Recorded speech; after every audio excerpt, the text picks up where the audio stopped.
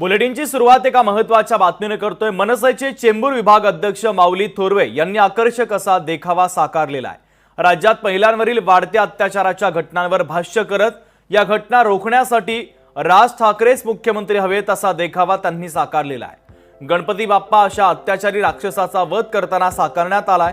तर राज ठाकरे हे मुख्यमंत्री झाल्यास नक्कीच अशा घटना राज्यात होणार नाहीत, म्हणून त्यांना मुख्यमंत्री करण्याचं साकडं बाप्पाकडे या देखावाच्या माध्यमातून मांडण्यात आलेलं आहे।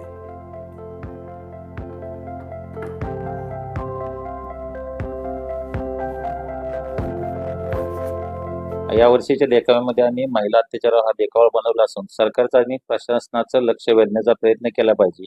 या ज्या दुर्दैवी घटना समोर येत आहेत या कुठेतरी बंद झाल्या पाहिजे। आज जर शासन करायचं असेल तर माननीय राजसाहेब ठाकरे यांच्यासारखं नेतृत्वाला या महाराष्ट्र राज्याच्या जनतेने मुख्यमंत्री पदासाठी संधी दिली पाहिजे।